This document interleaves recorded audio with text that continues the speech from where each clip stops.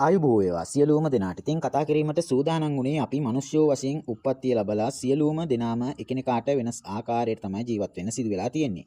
ඒක තමයි ලෝක ස්වභාවය. සබා දහමේ න්‍යාය වන්නේ. එසේ ඒ ආකාරයට වෙනස් වූ දිවි පෙවෙත් ගත කිරීමට සිදු වී තිබෙන්නේ ඒ කියන්නේ උදාහරණයක් වශයෙන් කියනවා නම් කෙනෙකුට ඊටාම සැපවත් ජීවිතයක් උරුම වෙද්දී තවත් කෙනෙකුට දුක්බර කටුක ජීවිතයක් උරුම වී තිබෙනවා. සමහර උදවියට ධනය බලය මිල මුදල් ඉබේම වගේ හැමදේම ලැබීම සිද්ධ වෙනවා. තවත් අයෙකුට එහෙම නැහැ. ධනයෙන් බලයෙන් හැම අතින්ම අසරණ භාවයට පත් වෙලා ජීවත් වෙනවා. එහෙම අය කාලයක් ගත වූ පසුව තමන්ගේ උත්සාහයෙන් කැපවීමෙන් ධනය බලය හැමදේම හිමි කරගෙන යහපත් තත්වයකට පැමිණෙනවා. එහෙත් හැම කෙනාටම එහෙම කරන්නත් බෑ.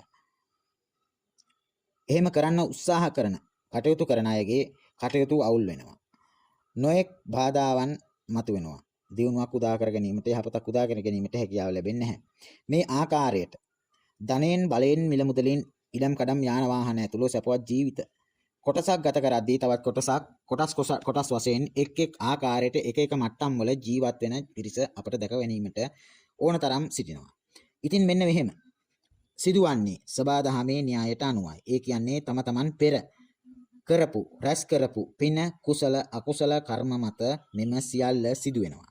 කෙනෙක් කියනවා නම් කර්මය කර්මඵලය නැහැ කියලා ඔහු තරම් අඳුරේ සිටින කෙනෙක් තවත් නැහැ.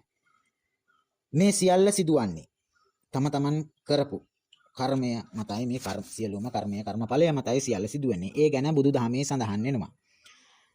තම තමන් කරපු පින්පව් කුසල් අකුසල් වල ප්‍රමාණය පරිමාණය තමන්ගේ උප්පත්ති කේන්ද්‍ර සටහනින් අපිට බලා ගැනීමට හැකියාව ලැබෙනවා. ජන්ම කේන්ද්‍රය තුලින් ඒ ගැන අපූර්වට විග්‍රහ කරගන්න පුළුවන්කම ලැබෙනවා.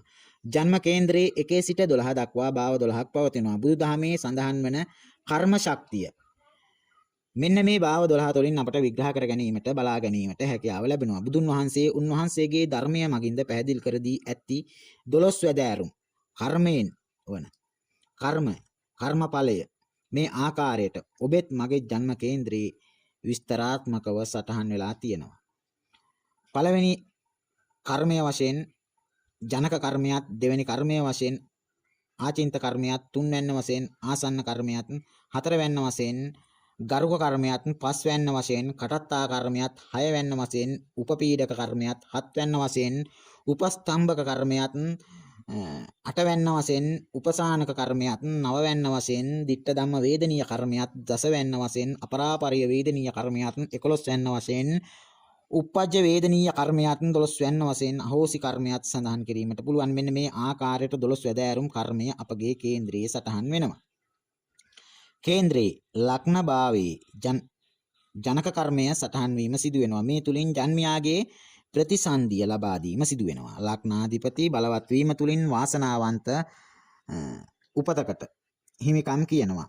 එය කුසල ජනක කර්මය ලෙස හැඳින්වීම සිදු කරනවා. ඒ වගේම කෙනෙකුගේ කේන්ද්‍රයේ ලග්නාධිපති දුබලව පිහිටියහොත් අවාසනාවන්ත උපතක් ලබා දීම සිද්ධ වෙනවා. අය අකුසල ජනක කර්මය ලෙස සඳහන් වෙනවා.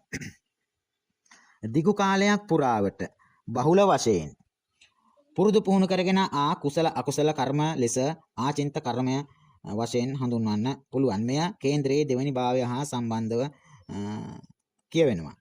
ආචින්ත කර්මය බලවත් වූ විට ලෞකික සැප සම්පත් දේපල වස්තුව ධනය රැක ගැනීමට හැකියාව ලැබෙනවා.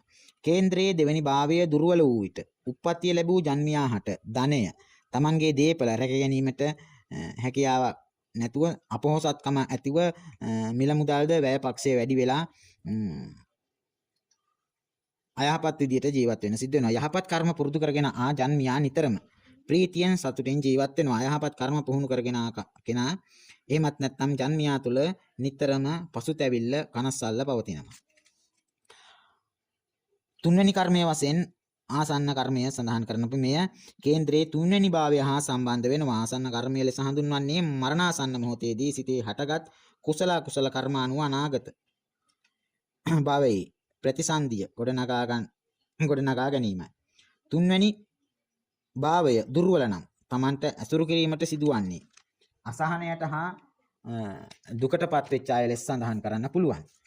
හතරවැන්න ලෙස සඳහන් කිරීමට පුළුවන් අපිට ගරුක කර්මය. කේන්ද්‍රයේ හතරවන භාවයේ සියලුම කර්මයන්ට වඩා බලවත් කුසල අකුසල කර්මය වන්නේ ගරුක කර්මයයි. පෙර භවයේ කරන ලද කුසල් අනුව මෙලොව ජීවිතයේදී ගරුක කර්මයේ උපරිම ඵල ලබා ගැනීමට හැකියාව ලැබෙනවා. සමාජයෙන් වගේම ඉඩකඩම්, ගෙවල්, දොරවල්, යාන වාහන තුලින් ඵල නෙලා ගැනීමට හැකියාව ලැබෙනවා. හතරවැන්න දුර්වල වීමෙන් පාප ක්‍රියාවලට යොමු වීම වගේම තියෙනවා නම් තියෙන ඉඩකඩම් පවා විකුණා දමා කරදර මැදක ජීවත් වෙන අයෙකු ලෙස බවට පත් වෙනවා එම කෙනා.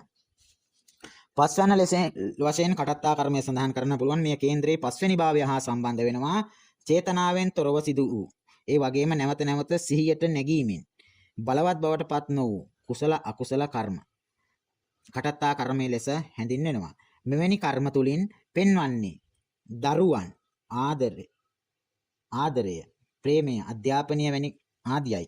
මේ කේන්ද්‍රයේ පස්වෙනි භාවයේ තුලින් කියවෙනවා. පස්වෙනි භාවයේ බල දුබලතා මත මෙය කතා කරන්න පුළුවන්කම ලැබෙනවා. හයවැන්න ලෙස සඳහන් වෙන්නේ උපපීඩක කර්මයයි. මෙය කේන්ද්‍රයේ හයවැනි භාවය හා සම්බන්ධ වෙනවා. ජනක කර්මෙන් උප්පත්තිය ලැබූ ජන්මියාගේ වාසනාවන්ත හෝ අවාසනාවන්ත ජීවිතයට බාධාගෙන දෙන කර්මය උපපීඩක කර්මය නමින් හැඳින්වීම සිද්ධ කරනවා. ජන්මියාගේ නිරෝගීකම, සැප සම්පත් ලැබීම හයවැනි භාවයේ බල දුබලතා අනුව පෙන්눔 කිරීම සිද්ධ කරනවා. හත්වැන්න උපස්තම්භක කර්මය. මෙය කේන්ද්‍රයේ හත්වැනි භාවය තුලින් පෙන්눔 කිරීම සිද්ධ කරනවා. ජනක කර්මෙන් උප්පත්ති ලැබූ තැනැත්තාගේ වාසනාවන්ත හෝ අවාසනාවන්ත ජීවිතය ඒ ආකාරයෙන්ම පැවැත්වීමට රුකුල් දෙන්නේ මෙම කර්මය ලෙස මෙම කර්මය හඳුන්වන්න පුළුවන්. හත්වැනි භාවය බලවත් වූ විට යහපත් භාවත්, හත්වැනි භාවය දුබල වූ විට අවාසනාවන්ත ජීවිතයකට උරුමකම් හිමි කර දෙන මෙම උපස්තම්භක කර්මය සඳහන් කරන්න පුළුවන්.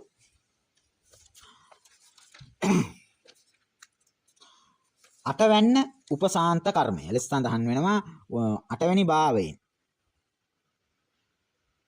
උපසානක කර්මය තුලින් දුර්වල කුසල අකුසල කර්මයන්ගේ විපාක නැති කර විපාක දීමට ඉදිරිපත් වෙන කුසල අකුසල කර්මයක් නමින් හඳුන්වන්න පුළුවන්. මෙම කර්මය අටවැනි භාවය දුර්වල වීම, ආයුෂ වගේම සැප සම්පත් ගෙන දීමටද බාධා පමුණුවන බව සඳහන් කළ යුතු වෙනවා. නවවැන්න ditta ධම්ම වේදනීය කර්මයයි. කේන්ද්‍රයේ පුණ්‍ය ස්ථානයේ ලෙස හඳුන්වන ලබන නවවැන්න තුලින් මෙම ditta ධම්ම වේදනීය කර්මය විස්තර කිරීම සිද්ධ කරනවා. මේ ආත්මයේදීම විපාක දෙන කර්මයක් ලෙස මේ සඳහන් කරන්න පුළුවන්. අපි කරන කර්ම වලින් කොටසක් විපාක දීම මේ වත්මන් භාවයේදීම විඳින්නට සිදු වෙනවා. යහපත් ක්‍රියාවක් කෙරූ විට ලැබෙන කීර්ති ප්‍රශංසා වගේම යහපත් ක්‍රියා කිරීමෙන් ලැබෙන නිന്ദා අපහාස දඬුවම් ආදී විපාක වශයෙන් සඳහන් කරන්න පුළුවන් හැකියාව තියෙනවා. නවවෙනි භාවය බලවත් නම් ජන්මියා කරන කුසල් වල ප්‍රතිඵල මේ වත්මන් භාවයේදීම උදා කර දීම සිද්ධ වෙනවා. දසවැන්න ලෙස අපරාපරිය වේදනීය කර්මය සඳහන් කරන්න පුළුවන්. 10 වෙනි භාවය හා සම්බන්ධ වෙනවා. මෙම කර්මය 3 වෙනි ආත්ම භාවයේ සිට නිවන් දකිනාතුරු කුමනාත්ම භාවයක හෝ පරිසන්දිය හැකිය හැකිය. ඒ වාගේම කුසල අකුසල කර්මයන් ලෙස සඳහන් වෙනවා. මෙය 10 වෙනි භාවය දුර්වල නම් පෙර ආත්මවල විපාක වත්මන් භාවයේදීම විපාක ලබා දීම සිද්ධ කරන කුසල් විපාක ලැබෙන විට ජන්මයාට ඊටාම වාග්යවන්ත කාලයක් ලෙස සඳහන් කරන්න පුළුවන්කම තියෙනවා. 11 වෙනි උපපජ්ජ වේදනීය කර්මය ලෙස සඳහන් කරන 11 වෙනි භාවය හා සම්බන්ධ වෙන ජන්මයාගේ දෙවනාත්මයේදී විපාක දෙන්නේ උපපජ්ජ වේදනීය කර්මයයි. ධනය උපයන අවස්ථාවෙහි අකුසල සිත් පහළ වීම, ක්‍රියාමාර්ගයන් හට අවතීර්ණය වීම, ජන්මයා හට දෙවනාත්මයේදී විපාක ලැබීම, පෙර ආත්ම භාවයේදී කළ කුසල් කර්මයන්ගේ ප්‍රතිඵල වත්මන් ආත්ම භාවයේදී බොහෝ ධනය ලැබීම පෙන්눔 කරනවා. 12 වෙනි අහෝසි කර්මය ලෙස සඳහන් කරන්න පුළුවන් කර්ම අවස්ථාවකදී හෝ විපාක නොදෙන කර්මයක් ලෙස හැඳින්වීමට පුළුවන්කම තියෙනවා. මෙම කර්මය විපාක කේන්ද්‍රයේ 12 වෙනි භාවයෙන් පෙන්눔 කිරීම සිද්ධ කරනවා. పూర్ව භවයේ හා වර්තමාන භවයේ රැස් කළ කුසල් අකුසල් කර්ම අහෝසි වන ආකාරය මෙම භාවයෙන් පෙනීම සිදු වෙනවා. මේ අනුව ජන්මපත්‍ර තුලින් පැහැදිලි කිරීම සිදු කරන්නේ පුද්ගලයෙකු විසින් පෙර භවයේ කරන ලද කුසල් අකුසල් විපාක දෙන ආකාරය.